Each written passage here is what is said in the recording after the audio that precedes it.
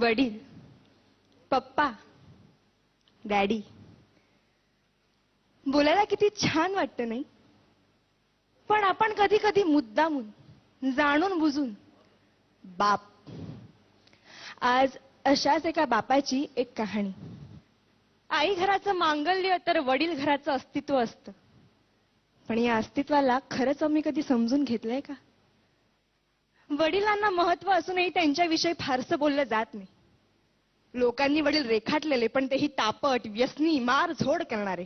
नाही, समाजात 1-2% असे वडील असतीलही, पण चांगल्या वडिलांबद्दल काय? आईकडे अश्रूंचे पाट असतात, ती रडून मोकळी होते, पण सांत्वन वडिलांनाच करावं लागतं.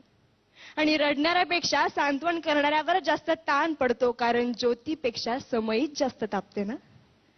पण श्रेय नेहमी ज्योतीलाच मिळत राहतं. रोजच्या जेवणाची सोय करणारी आई आमच्या लक्षात राहते, पण आयुष्याच्या शिदोरीची सोय करणारा बाप आम्ही किती सहज विसरून जातो. आई सर्वांसमोर मोकळेपणाने रडू शकते, पण रात्री उशीत तोंड खुपसून मुसमुसतात ते आपले वडीलच असतात. स्वतःचे वडील वारले तरीही त्यांना रडता येत नाही, कारण छोट्या भावंडांना जपायचं असतं. पत्नीने अर्ध्यावर साथ सोडली तरी पोरांच्या अश्रूंना आवर घालावा लागतो. जिजाऊने शिवबांना घडवलं असं अवश्य म्हणावं, पण त्याच वेळी शहाजी राजांची ओढाताण लक्षात घ्यावी. देवकी, यशोदेचं कौतुक अवश्य करावं, पण भरपुरात पोराला डोक्यावरून घेऊन जाणारा वसुदेव लक्षात घ्यावा. राम हा कौशल्याचा पुत्र अवश्य आहे, पण पुत्र वियोगाने तरफडून मरणारा पिता दशरथच होता. वडिलांच्या टाचा झिजलेला चपला, त्यांची फाटकी बनियन पाहिली की कळतं आमच्या नशिबाची भोकं त्यांच्या बनियनला पडलीत. त्यांचा दाढी वाढलेला चेहरा त्यांची काट कसर दाखवतो. मुलाला लुंगी घेतील, मुलीला गाऊन घेतील, पण स्वतः मात्र जुनीच पॅन वापरते. मुलगा सलूनमध्ये 30 रुपये खर्च करतो, मुलगी पार्लरमध्ये 25 रुपये खर्च करते, पण त्याच घरातला बाप दाढीचा साबण संपला म्हणून अंघोळीच्या साबणाने दाढी खरवडीत. तेही नाहीतर कधी कधी फक्त पाणी लावून दाढी करीत. ते आजारी पडले तरी लगेच दवाखान्यात जात नाही, ते आजाराला मुळीच घाबरत नाही. पण डॉक्टर एखादा महिना घरी आराम करायला लावेल यांची त्यांना भीती वाटते, कारण मुलीचं लग्न, पोराचं शिक्षण बाकी असतं. घरात उत्पन्नाचं दुसरं साधन नसतं, ऐपत नसते, तरी मुलाला मेडिकल इंजिनिअरिंगला प्रवेश मिळवून दिला जातो. ओढाताण सहन करून पोराला दर महिन्याला पैसे पाठवले जातात. सर्वच नसली तरी काही मुलं अशी असतात की तारखेला पैसे येताच मित्रांना परमिट रूम मध्ये पार्ट्या देतात, आणि ज्या वडिलांनी पैसे पाठवले त्या वडिलांची टिंगल करतात. एकमेकांच्या वडिलांच्या नावाने एकमेकांना हाका मारतात.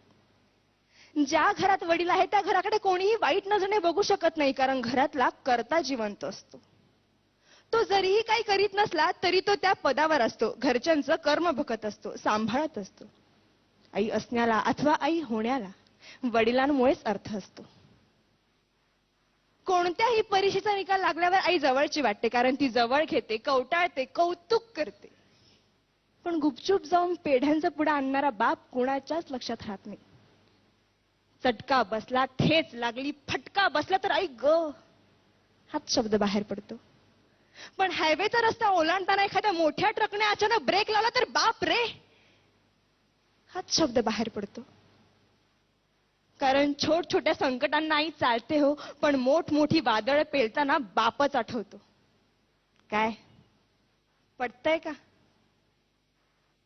मंगल प्रसंगी अख्खं कुटुंब जातं, पण मैताच्या प्रसंगी बापालाच जावं लागतं. मुलाच्या नोकरीसाठी साहेबांपुढे लाचार होणारा बाप, मुलीच्या स्थळासाठी उंबरठे झिजवणारा बाप, खर्चांसाठी स्वतःच्या व्यथा दडपणारा बाप खरंच किती ग्रेट असतोय. वडिलांचं महत्व कुणाला कळतं? लहानपणीच वडील वारल्यावर अनेक जबाबदाऱ्या खूप लवकर पेलाव्या लागतात. त्यांना एका गोष्टीसाठी तरसावं लागतं.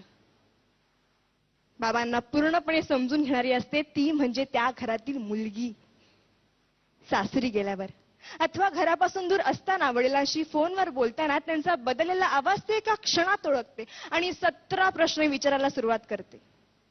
कारण कोणतीही मुलगी वडिलांना जपते, जाणते.